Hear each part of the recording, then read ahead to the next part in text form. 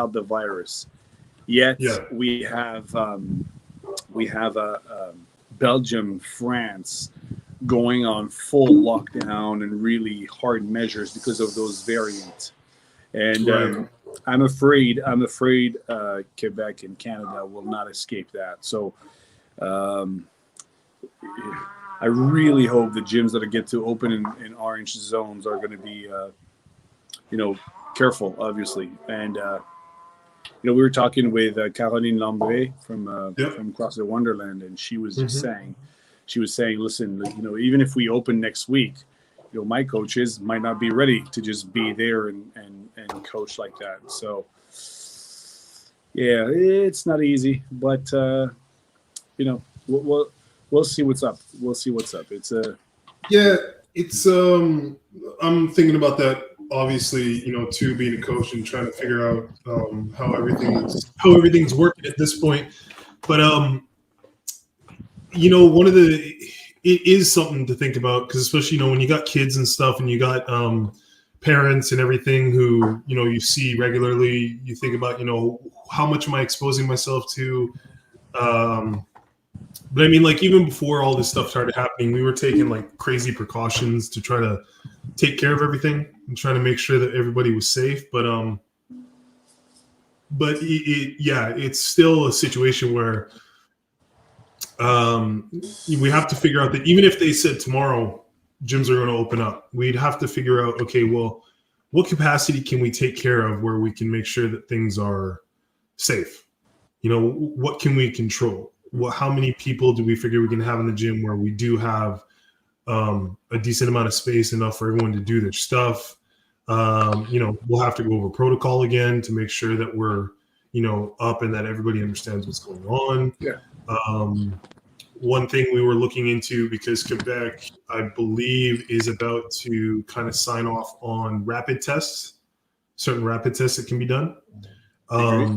So we were looking at trying to figure out, is this something that we can invest in? Is this something that we can buy for the gym, where we can have, rapid tests, and we'll ask people to come a little bit early, take a rapid test real quick, see if that's an option. But yeah, I'm hoping that everybody else along, us and all the other gyms in Quebec are kind of planning, making a plan, and not just kind of barking at the government to say, well, just open us up.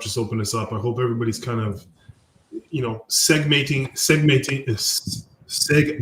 this thing along to figure out, are we doing, like, we need to slowly, gradually build this thing back up again until everybody kind of gets used to the new way of doing things that's going to keep everybody else safe. But it's tough to understand how to control this thing, because it looks like that whatever we do, it's hard to control. So it's, how do we live with it? And I think it's still too early in the pandemic, even though it's a year.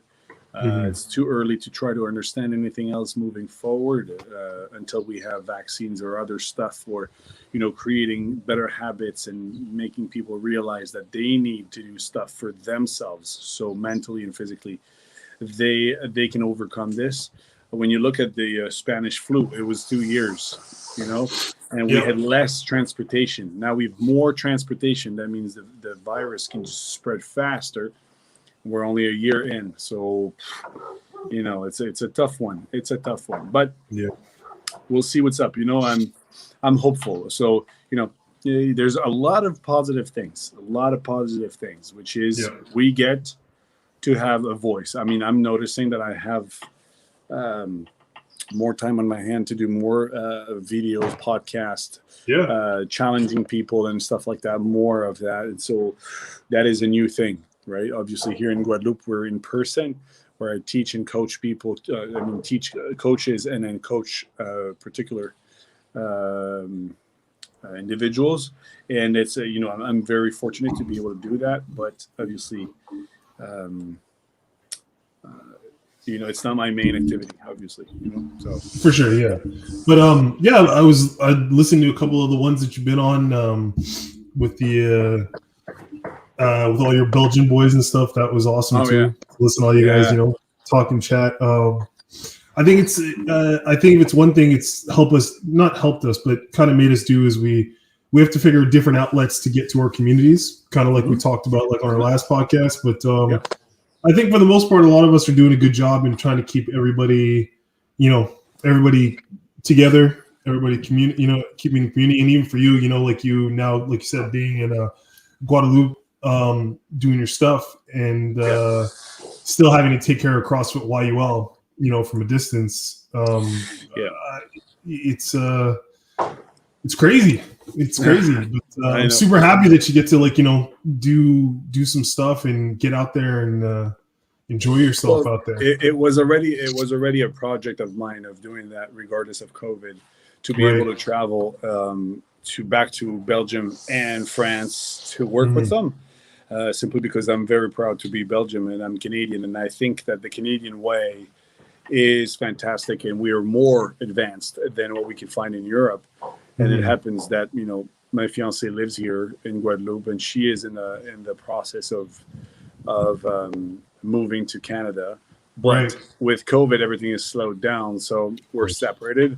And so that's why I took the advance. I'm like, okay, well, COVID is kind of forcing or pushing me to challenge myself and take that risk to jump and come here and just do my thing, which is very cool, because my very first boss ever after university moved here, right? Oh, nice. And he manages the biggest chain of global gym in France called Fitness Park. And so he's got coaches, and I'm about to form them and work with them through clinics and seminars with them on how to manage clients, how to work with private clients, what to do, and how to prescribe workout, how to respect goals, be confident with the needs and the goals that clients may have, and it's a good thing.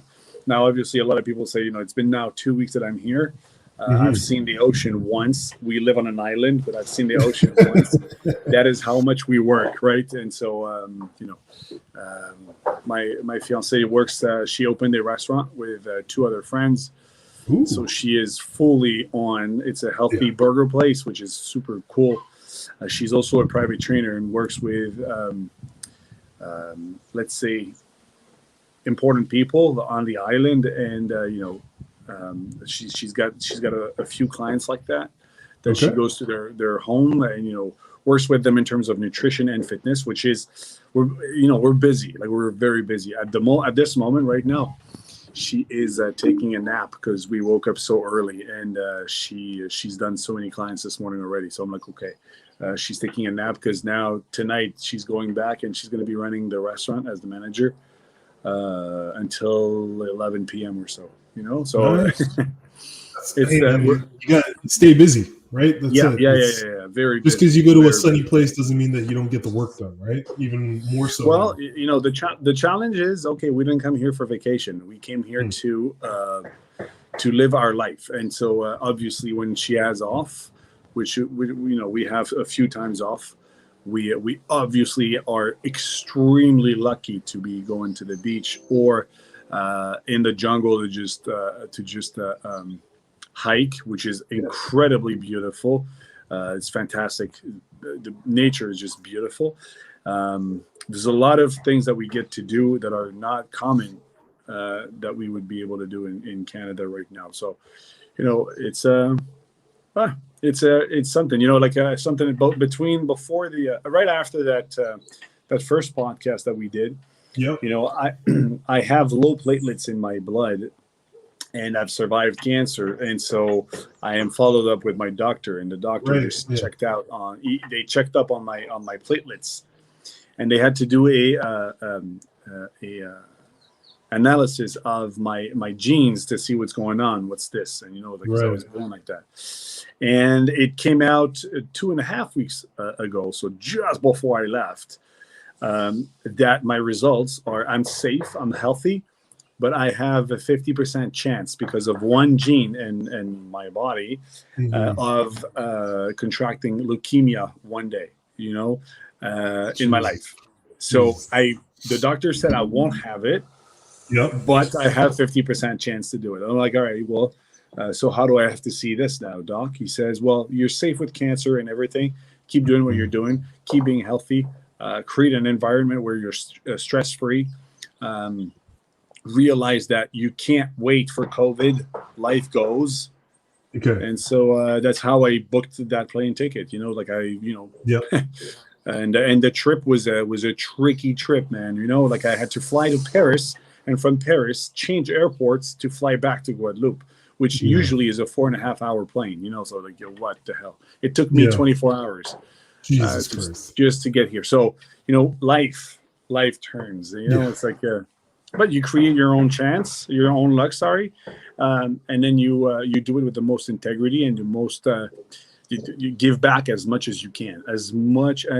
Give back. Give everything you have. Give it back. I said it with my friends, the Belgian guys. It's like, and I heard this story. Like if I give you 20 euros or $20, if I give you $20. You're going to be richer of $20, and I'm going to be poorer of $20, right? Yep. But so when you leave the meeting, if I transfer $20, obviously I'm going to be poorer. You're going to be richer.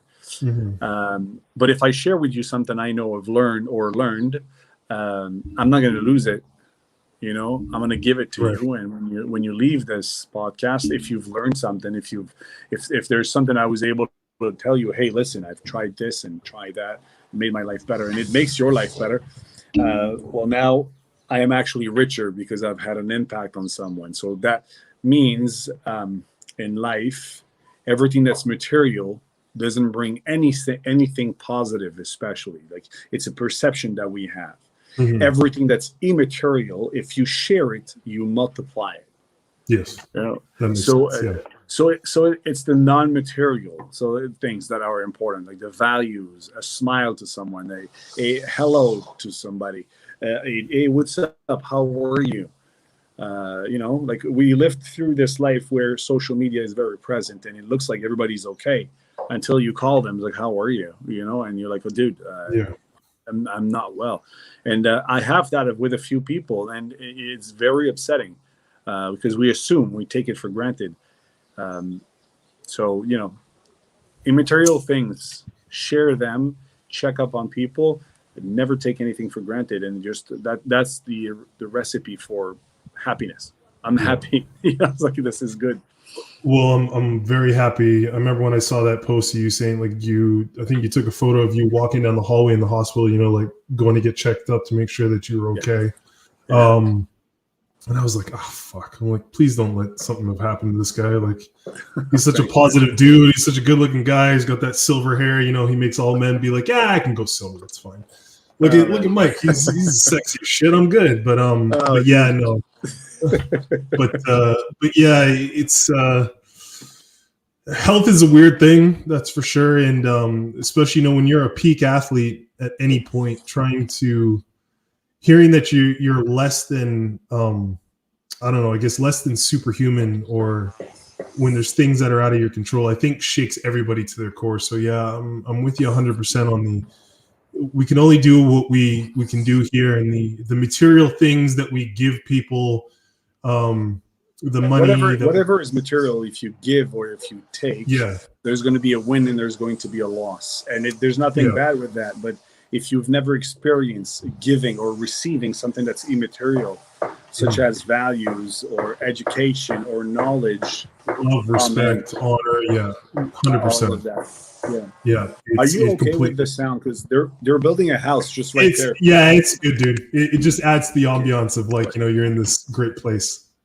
Wait, I'm gonna bring you to. Let's see if I still have connection.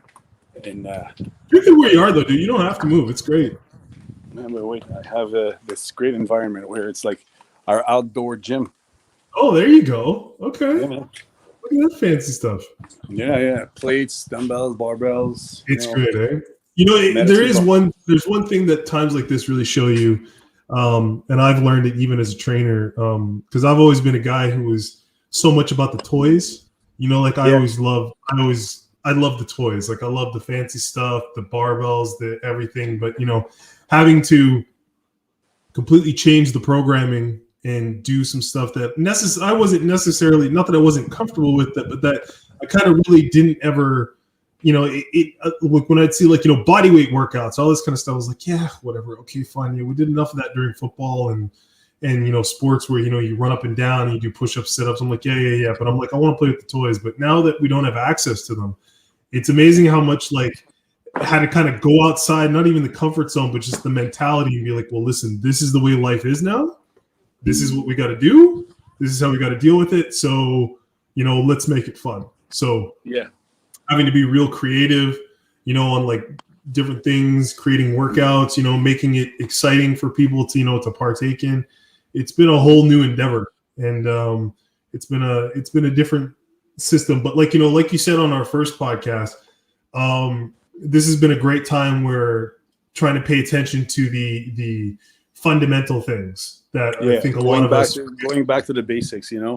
It's important. It's important. Like going back to the basics. Have you heard of the book, The 7 Habits of Highly Effective People? Yes. I've never read it, but I've heard of it. Yes. It's Stephen Covey. So Stephen Covey, really, I highly recommend everybody reads it. Going back to the basic is the 7th habit. Sharpen the saw, they call it. Mm-hmm. That means that you go back to the basics and you make sure that you are okay to do this. So with this pandemic right now, I started a bunch of posts on the YUL page where I posted what the equipment people had at home. And so I started with those who had the most. Mm-hmm. Like the rower, the skier, the squat rack, the whole thing, like invested in a full home gym. And I have a few members and I have to say, whoa, it's incredible. Like, good for them, but then I have other members. I'm like, dude, I only have a pair of dumbbells and they're light dumbbells.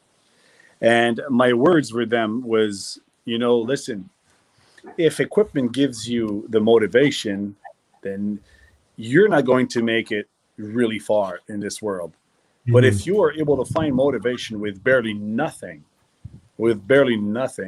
then whatever equipment you're going to bring is going to be the most fun equipment, and that's what's important, and people need to realize that. And again, it comes back to what's material, and that is an important realization that people are making.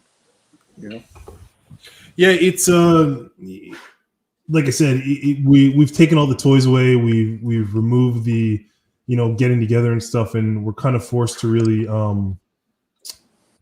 rethink how we're doing things and get back to the simpler things and make sure that these basically everything is just, we can do with what we got. That's basically it. And I think we see that now, even the new CrossFit season, Castro came out, started talked about what the new progression is, what the new, what we're going to be doing.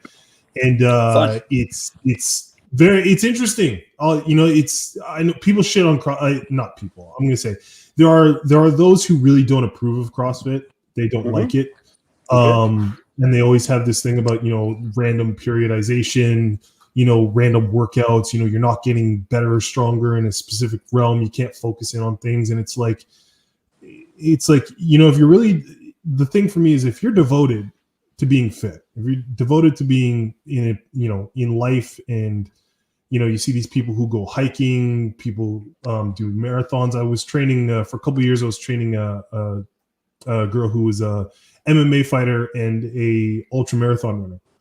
And she was always like, I love running because she's like, I never know how long it's going to last. She's like, I don't know when that wall is going to come. I don't know how it's going to, I don't know if I'm going to have enough energy to go the first part. I don't know if I'm going to cramp up early, if I'm going to cramp up late. She's like, there's always variables. And she's like, I think in training, what we're doing helps me deal with that, because you always throw these random wrinkles where I don't know what to expect. And I think it kind of just helps me train my brain to be able to deal with chaos. And I think that's something that, the fitness world, as we try to control a lot in the fitness world, as far as we don't want to get people hurt, and we want to control the progressions that we do with people so that they feel like it's safe to push themselves. There is that one thing. Go ahead. Are you going to do the open? I'm gonna try to do the open this year. I'm gonna see with work and everything. I mean, I'm gonna attempt it. I'll be honest, I'm probably not gonna do very good at it because I don't have the essential equipment that I would need, and I don't really have a spot here to like do a couple of jumping things. But I'm gonna give it a shot, 100%. Like, I'm gonna go for it. I'll die. You know what I mean? I'll die. 3 workouts. It's 3 workouts. That's it. So, you know? Yeah. And but going back to that, so the fact that they take so much time, and this is what everyone thinks Castro's a psycho, but what I always love about him is that the man looks like he sits on, like, in his office or wherever he is for hours until he figures this whole thing out, until he figures out what these workouts are and how he can challenge people and how he can do the fact that they're going to have an option where it's like at home or, you know, with some equipment is like, I don't even know how you come to start to think about that and then have some kind of global scale, you know, to figure all that stuff out. Like, to me, it's amazing that they can get all that worked out in the process. That is CrossFit, you know, that's what it is. You know, they are going to be defining what fitness is and what they're looking for in terms of a champion further down the road with the open. Is that really the ultimate test to start finding the fittest? No, but they're going to have other options, you know, like they're going to be, they're trying to keep people involved in terms of the message is not just finding the fittest on earth. The message, that's just the reason to start the open and get people motivated. I think that the open is really to get people involved and committed with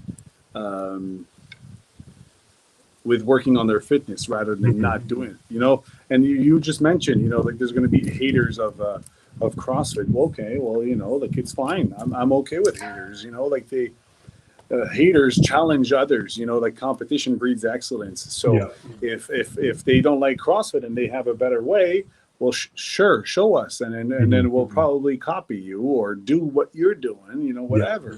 We'll incorporate into what we're doing. Absolutely. You know, what we do. You know, CrossFit's not saying we're the shit and you're not good. You know, what they're trying to say is, it looks like we have found a great way to be fit and we're trying to measure it. If you found something better, come show it to us. Show it to the world. Don't criticize us. Try to make us better. We'll share what we got. You share what you have. And then we try to make people better through that, you know? It's pretty much what it is. And, you know, those who want to do the open and those who don't, well, at the end of the day, you know, the sun comes up in the morning, the sun goes down and at night, it's going to be the same thing, that you jump on board or that you don't.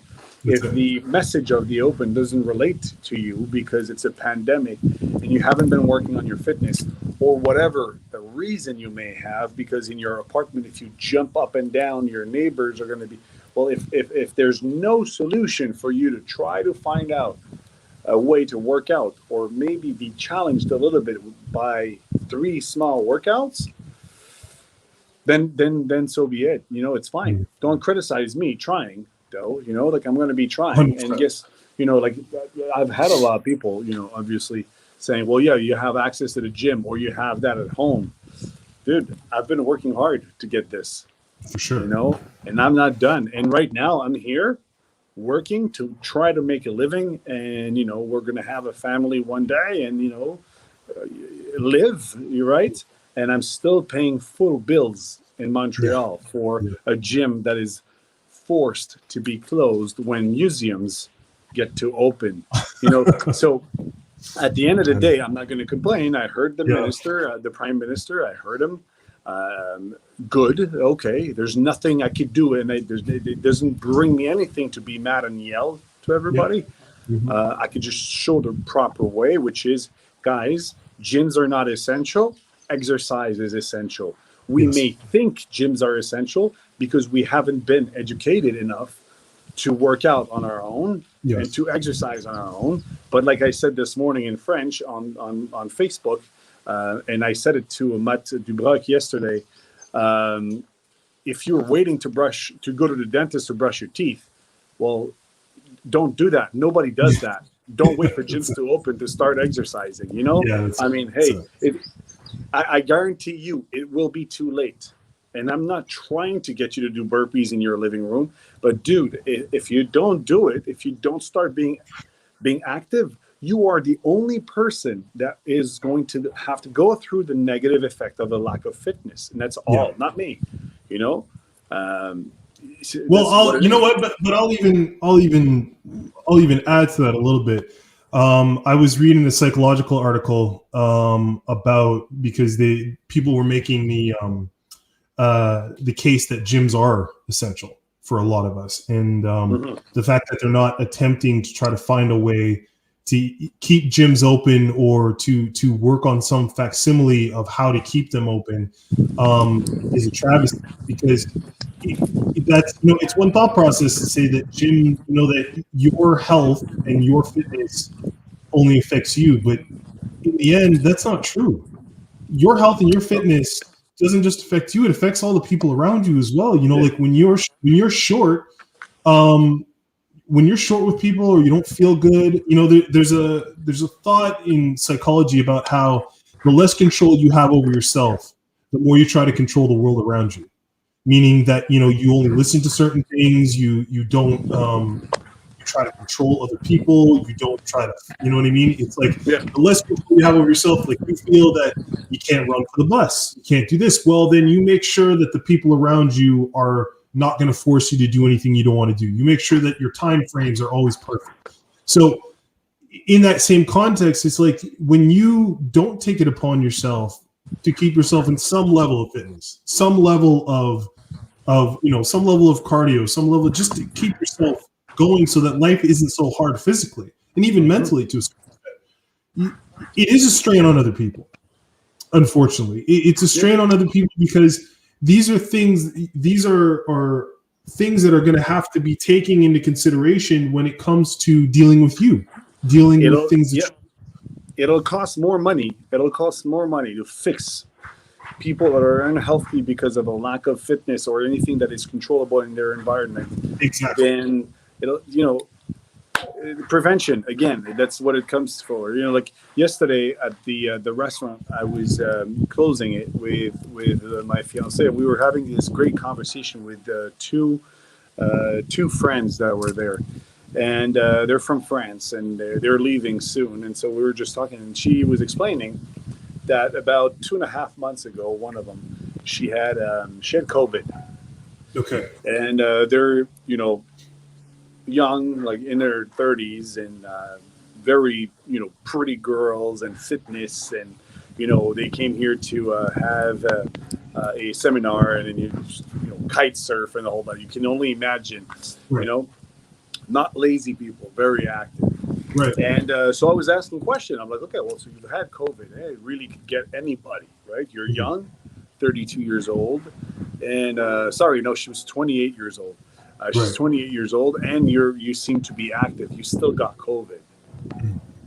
Explain to me the symptoms. And so she's explaining to me, and obviously it is horrible, sleeping all day for 10 to 15 days, taking antibiotics that didn't do anything on her body. She was eating and drinking water, eating properly, and the whole thing. And she had to just wait. And she was like, it's very scary because every day something came up to my body and I was reacting to it where I had to fight for legit my life. So I'm like, whoa, okay.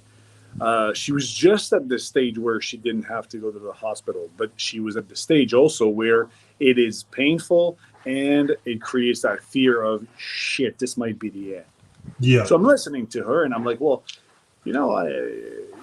what we do with CrossFit is, and especially in the seminar, the level 1 seminar, they talk about this continuum of the fitness continuum where you've got sickness, wellness, and then fitness. And it's a continuum. It's a curve, right? Yep. And then so at one side you have sickness, on top you have wellness, and then you have fitness. And everybody is trying to aspire to be fit, obviously. everybody. We're never there. It's not an end goal. You always have to work on your fitness, whatever you do. That you're a swimmer, that you yoga, that you CrossFit, whatever it is. Your fitness in general needs to be better, right? Your doctor needs to be able to that you're healthier, and you need to be able to go see your coach, and you have all 10 physical skills kind of checked marked, right? The well is something where your doctor is just going to give you your thumbs up, because after a blood test he sees, well, there's an absence of disease, you're not sick, so you're well, so you can keep going. Yeah. And then you've got sick, where you can only know what it is. It's you're obese, you may have diabetes, you may have cancer, you're not healthy, you're sick, right? Well, in that continuum, you are never going to go from fit to sick right away. That jump is called death. You're in a car crash and you die. Mm-hmm. There's no way you jump from fit to sick in one shot. What you do is you go from fit to less fit to well to less well, and then you finally become sick. So I was talking to this girl and I said, listen, you seem to be pretty fit. She's like, yeah, I run, a lot, and I exercise for my sport. And I said, well, if we took a clone of you, and that clone just got COVID the same way, her answer was just as fast as my question came out. She said, I'd be dead. And I'm like, wait a second. Why do you say that? I'm like, no, my fitness helped me recover. I got hit, because COVID will hit you. Like, it can hit anybody. Nobody is immune to COVID. You could get it, but the way you go through with it will depend on your genes, the uncontrollable, and the controllable. And the controllable is your environment. If you're a smoker, if you're not a smoker, if you eat properly, if you don't eat properly, are you in a stress-free environment or not? Are you young or old? And all of that is something that you need to be doing, something about it. Like, if you're going through age, well, fitness gets very important as you lose it more and more through age, right? And so her answer was fast. She works in IT, so she knows nothing about the human body, but she could figure out. She figured out that if she wasn't fit, that could have killed her, And so this makes me think that one day a doctor told me, like, eating vegetables and fruits, and especially greens and the vegetables, can prevent cancer at 98%. Like, how do you know this? I'm like, well, studies has been done that, some superfood can actually do that. What is it in superfood? That they don't know. But if they could know, that would be great. Does that mean that if you don't eat like that, you're going to get cancer? No. But if it prevents at 98%, it doesn't expose you as much. That's right. That doesn't protect you against the cancer, right?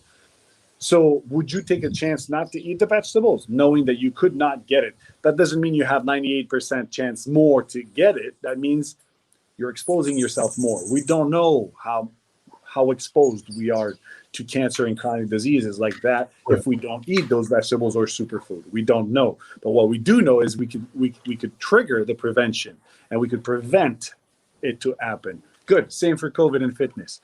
If you are fit and healthy, and if you work with that, apparently when you get COVID, it's going to hurt a bit less, and you have a greater chance. You could die. Media are the first ones to say, well, look at this guy. He was super fit and he died. Okay, cool. Would you like to try to do it without being fit? You're going to die faster. That's just a given, Yeah. So, and most people are right now, like, I hear a lot of people bitching about those vaccines. I'm like, guys, we're not specialists. Leave it to the specialists. If a doctor comes to me and says, dude, you should take the vaccine, I will consider it. I will obviously consider it. But if the vaccine is the end solution for you, well, that's not really the right approach to have. No.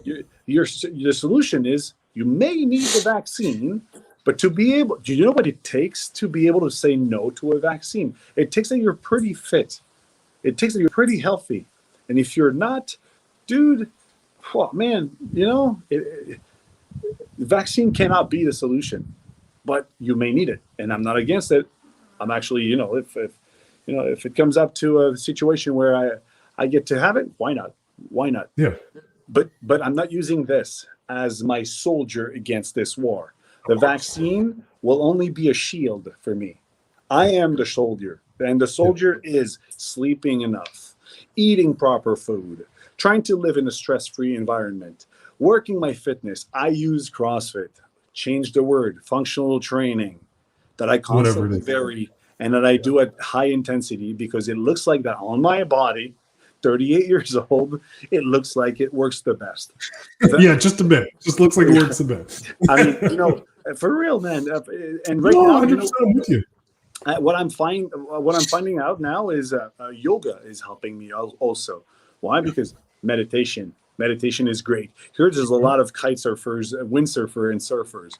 They're very much into, and skydivers, crazy skydivers here, and they're very much in that. So I spoke with them, and I'm like, "How are you so cool and peaceful? Like, you smoke? Do you smoke weed?" And I'm like, "No, I don't smoke weed. I mean, I smoke weed time to time." I'm like, "Really? Eh? But how are you like that on a Tuesday morning?" I'm like, "Dude, because I decided so. Like, I meditate. I woke up this morning with the sun, and my coffee, and I meditated. I'm like, seriously, eh?"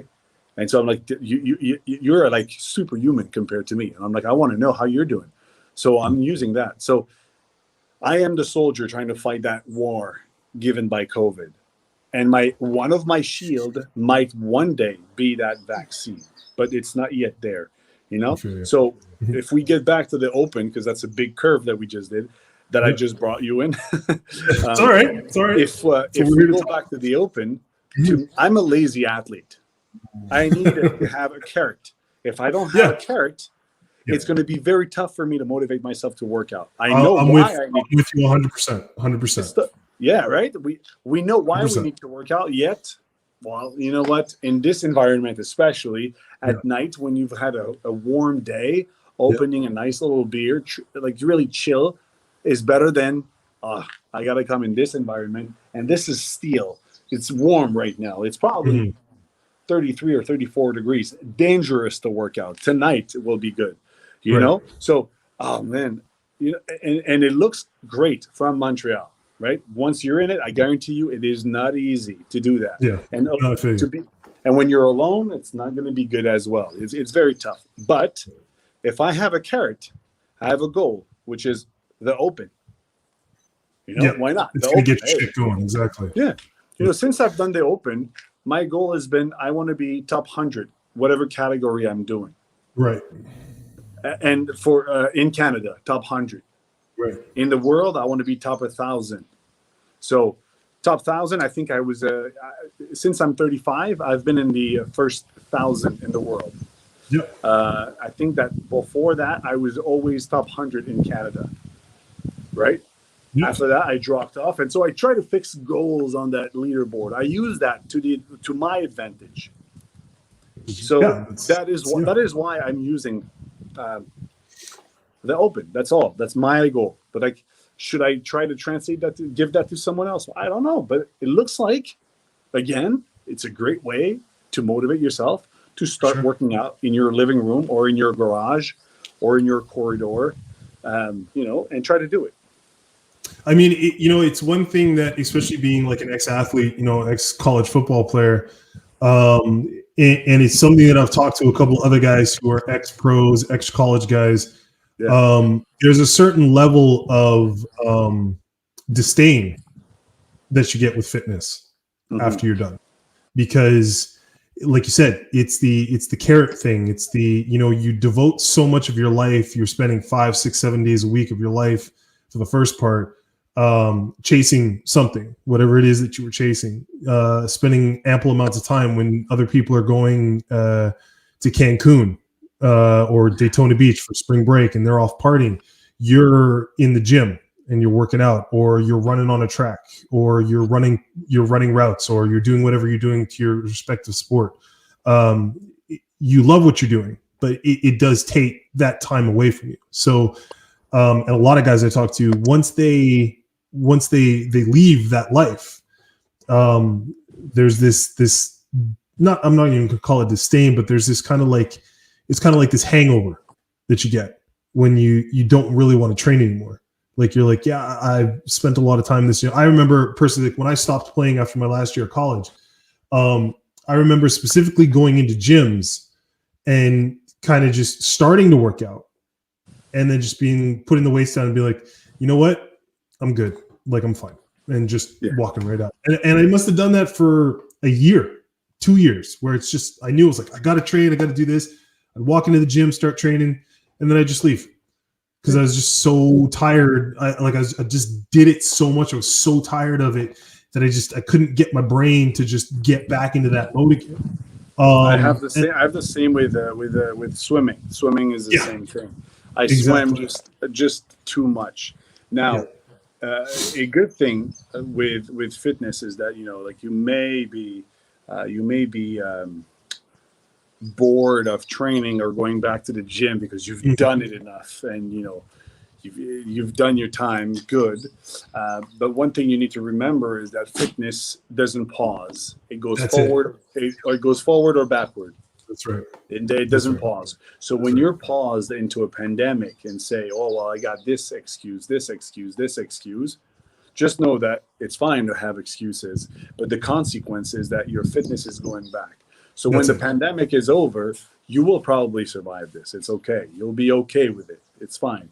But when it comes back, all the fun that you had in your life due to the results of your fitness, all that fun, all that greatness in your life, your happiness, you're going to have to start back from further back.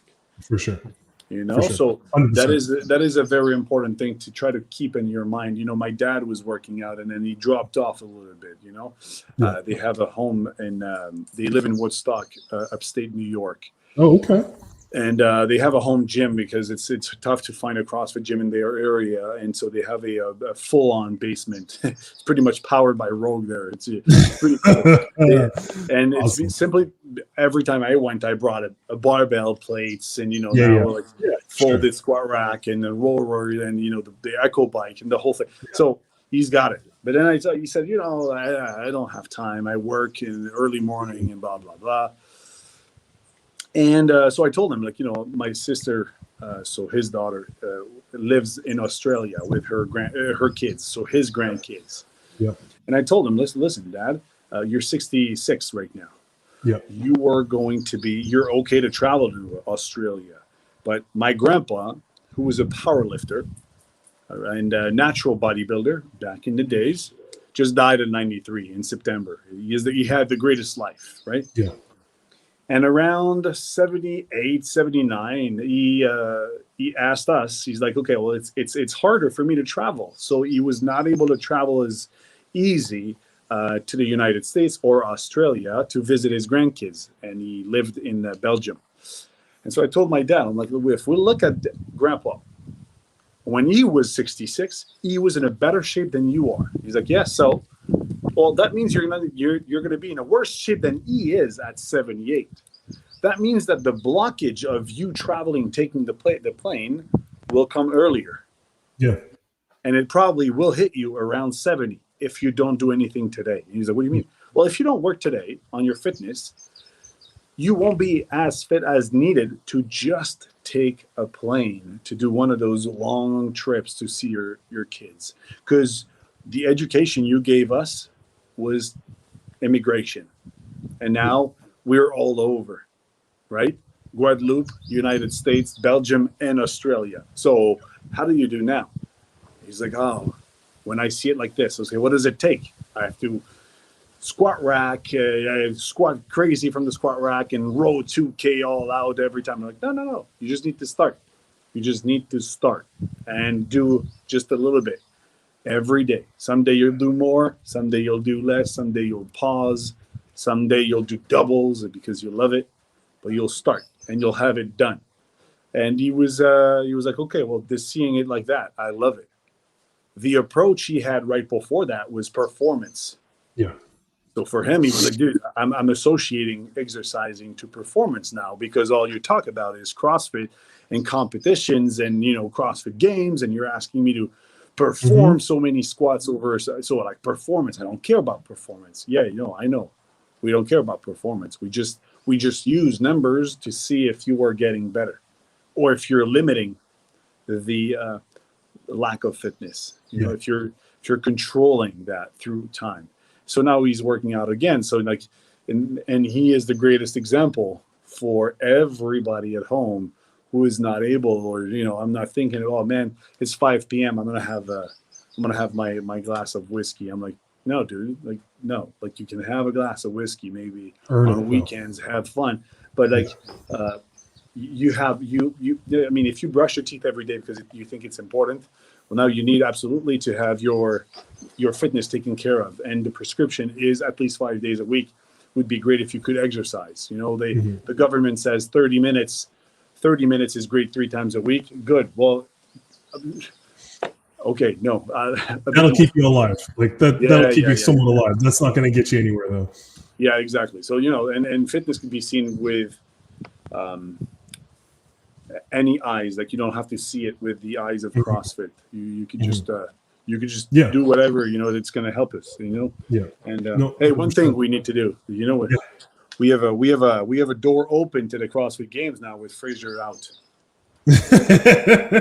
So I was gonna get to this in the end of my story there. So after I finished training and I was trying to find different, I started playing rugby because I missed hitting people, and I guess I like to get my body broken just as the thing. I sadomasochist mentality, where it's like I need to feel someone try to knock me out or something. But so when I started playing, I was still in somewhat good shape because I would just finish football. But as the years go on, you get a little bit fatter, you're running a little bit slower, and you're like, okay, well, I've got to train. So I found a reason to get myself back into training, right? Because I wanted to play rugby. That led me to Olympic lifting because that's what a lot of them do. But then in the Olympic lifting gym was also CrossFit. So then I started watching CrossFit. I started watching these guys working. And I started looking into it, and at first I had a really shitty concept of CrossFit. I was like, this is dumb. These guys are doing all these stupid movements. Like they're all going to get themselves hurt and killed and blah, blah, blah. And then actually it was funny. I watched a special at that time it was Froning. And Froning talking about his periodization, his training regimens, how he comes up with his workouts, how he what he looks at, how he decides what he's going to work out. And him and Fraser always have that. More than any CrossFit athlete I've ever seen, those two have this ideal that I will not train what I'm good at. I will train at what I am terrible at. Like once I've reached a peak at something, I stop. I don't focus on that anymore, and I go to what I'm worst at, and we work on that until I'm sick of, like I'm blue in the face of it, and then I'm going to keep going. And I remember watching that from Froning, him working in his barn and stuff, and I was like, there's an idea behind this. There's a thought process behind this. There's a understand, like I understand what they're doing now. And that's when I enrolled and started doing CrossFit, because I understood what they were trying to achieve and how they were trying to achieve it. Carrying on to Fraser being now the GOAT, was retired. I'm a bit sad.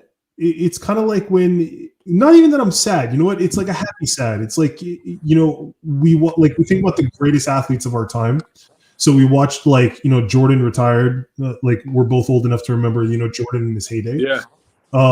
Jordan retired, but Jordan declined. Like we didn't see the same Jordan anymore, and a lot of athletes you don't see that. You don't see the same guy they were. They trickle off. But I guess Fraser, because he was so dominant from the onset, from when he won his first one to when he won the most recent one, it just leaves us like, wow, dude, like you didn't want to see how much farther you could go with this thing. Like you were still uncontested. Like you were still whooping everybody's ass, like backwards and forwards, like it was no thing. Well, I think. Yeah, go ahead. I find that, I took the decision, like when I read it, I was like, what the hell? And I felt that sadness a little bit because I'm going to miss him, obviously. And it's going to be tough. But one thing I'm happy, and I read about it on Morning Chalk Up, is that, he was like, okay, well, you're not going to hear less of me. You're going to hear more about me. Yeah. So I'm like, dude, the guy is going to share his secrets right now. Yeah. And he's going to be showing us how he did it. He inspired us. He pushed us, everybody. He raised the bar so high. Now he leaves on the highest note possible. He has nothing else to prove. Yeah. Could somebody beat him one day? Probably. Yeah, probably. But he I would don't have know. to. Maybe. He would have to let go of the pedal one day, and that would be a sad Fraser, because he's unbeatable. So if somebody beats him, it's because he let the pedal go. But he's taught us by leaving now. He's taught us that you don't let go. You don't let go of that pedal. My dog. That's cute. So now that Fraser's gone, like, how are we going to do? Well, probably trying to find out who's going to be the fittest, and then he's going to share with us, and it's going to be now a nicer thing. I hope he reveals soon that he is what he's able to do, with his fitness, and what he's able to do with the community of CrossFit, because that's what's important at the end of the day. So it's I'm betting everything on Jeff Adler. Oh, you want the Canadian boy to do it? Dude, my money's on him, and I'm telling you, this guy, mark my words, this is your podcast. This guy is going to win the CrossFit Games one day. He showed, I was very surprised because before him, I mean, obviously, listen, he's from the hometown, and he's actually just up the street, which was crazy, thinking that there's a dude just up the street who made it. It was crazy to watch him compete and see how close he was getting in certain aspects, and how much he was how close of competition he was doing. I think he looked fully in control.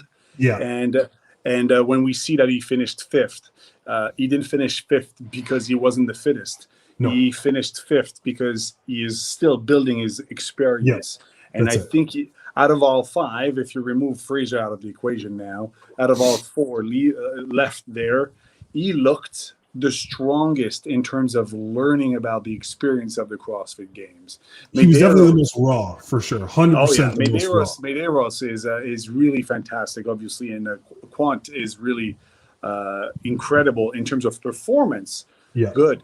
You know what Adler's good at? Well, working on his performance. You know what else he's better at? Thinking about how he could get better and how he needs to approach anything else with the mindset. Like, for example, when you look at the bike event, I was up in front of my TV screaming like, dude, he's going to beat Fraser. And when you hear about him, he's like, dude, I had you, I had you, and I gave it all for my last round. Like, you never had me. Yeah, for sure. Fraser was like completely sure. But by doing so, at the end, you never had me. Well, Adler has learned that he shot all his bullets too early. I mean, like, dude, now you've learned. I mean, against the best, not against the second one, against the number one. So that's why I'm thinking that, Adler has all the chances, and I am ready to bet. You know what? Let's do it on this podcast. I'm betting a 50 burpees with you. Okay, sure. Okay. He's going to win the games before 2024. 2024. Okay. Yeah. I'm gonna say I'm gonna say that I do see him winning. But I think he's gonna have to climb the Pat Vellner, Noah Olsen hill first. I think those two. I think these two guys are, because if you look at Vellner over the last couple of years, he's put together some insane workouts, some insane competitions. And if you look at the guy who beat him, it was Fraser. And it's because Fraser did some superhuman endeavors to just blow him out of the water. And there's also Scott Panchik that we need to look at. So. Yeah, Panchik's there too. Although there's always this weird feeling about Panchik where I'm like, to me, it always seems like he's that dude who he's got his level.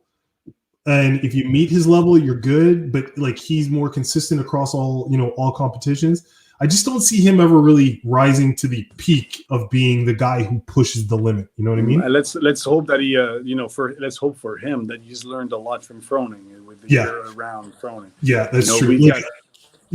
No, I agree. We've got good people, like if you look at Samuel Cournoyer, he's going to be, that guy also is hungry of coming back. So we've got some good ones there, like Cédric Lapointe. Fikowski, Vellner, Cournoyer, Yep. even Alexandre Caron. But Yep. Adler, man, Adler, dude. Adler's a freak amongst himself. Like he's man, like he just has it. what stands out is his discipline. I'm blown away. And coaching, he's been coached by his girlfriend. Who does that? I mean, hey, a smart man. That's who does it. That was the funny thing, right? So when they were doing the CrossFit, when they were doing, I guess, was it a Buttery Bros video or was it? It was the Buttery Bros video when they were following them around, and they went into Adler's room, and then there is the very woman who taught me along with you and the other CrossFit level 1 coaches. She was right there.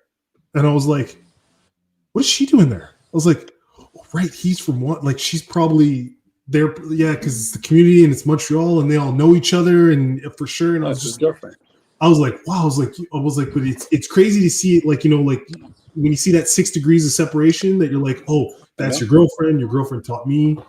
Buddy, I have to. I'm sorry. All right, no problem, bud. Listen, I appreciate you taking your time out and talking. And when you come back, we'll do this again. Yeah, sorry, but I have to leave right away. But no, go ahead. Bud. Yep, I will. I'll check you later. Have a good one and be safe. And can't wait to see you back here. Hey, send me a link. I'll share that with as many people as possible. 100%, buddy. Have a good one. Love you. Take care. Adler champion before 2024. We signed up to the CrossFit Games. Open this year, and we crush it. We're down. Cool. All right, brother. Coach not in here. Hey. All right, guys. Have a good one. Be safe. Have a great one. Take it easy. Later. Bye.